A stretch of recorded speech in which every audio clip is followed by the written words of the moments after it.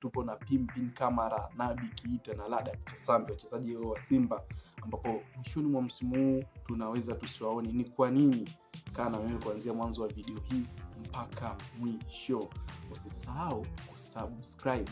Tulikuwa mambo vipi? Na leo katika sports updates ni usiku huu ambapo nakuletea taarifa hii kwamba Pimpin Kamara mchezaji wa Simba ambaye ni golikipa mmoja ama golikipa wazuri sana ambao alikuwa amechezea Simba, lakini kwa sasa hivi Pimpin Kamara hataendelea tena na wekundu wa Msimbazi Simba. Hii ni baada ya yeye kusema kwamba hapati treatment nzuri kutoka kwa viongozi wa Simba Sports Club. Ikumbuke Pimpin Kamara alikuwa na majeraha ambaye alimlazimisha kukaa nje mpaka hadi msimu huu utapokwisha. Pimpin Kamara amebakiza mkataba wa miaka miwili tu pale Msimbazini amebakiza mkataba wa miezi miwili.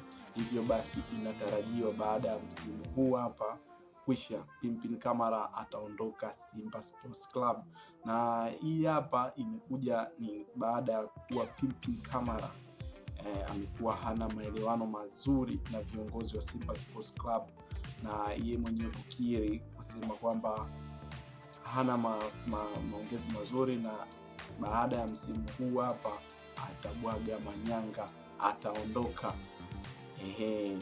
Pimpin Kamara alipata jeraha na hivyo limemweka nje mpaka hadi msimu huu utapokwisha, na baada ya msimu huu kuisha na yeye ataondoka pale Msimbazini. Mchezaji mwingine ni Ladak Chasambi ambapo pia na yeye hayupo tena katika ile mipango ya mwalimu, hivyo basi na yeye ataondoka kwenda kutafuta riziki sehemu nyingine, na imekuwa ni ngumu sana kwa wachezaji vijana wa Kitanzania wazawa kupenya katika hizi timu kubwa mbili ya Simba na Yanga. Kimwangalia Ladak Chasambi ni mchezaji ambaye alikuwa ni very promising, lakini mwishoni mwa msimu huu na yeye pia itakuwa baba jini, yani bye hata kuwepo tena. Mchezaji mwingine ni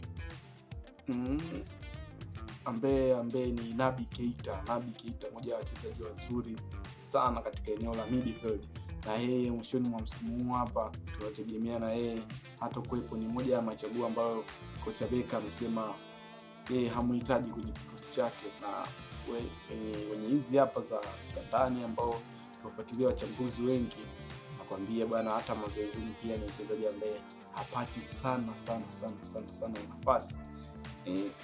Kwa hao hapo wachezaji wa Simba Sports Club wanatarajiwa mwishoni mwa msimu huu hapa na kuelekea msimu unaokuja, ni dirisha kubwa la usajili, hatunaweza tusio nao, lakini kubwa ni hili la Pimpin Kamara. Wewe unaonaje Pimpin Kamara?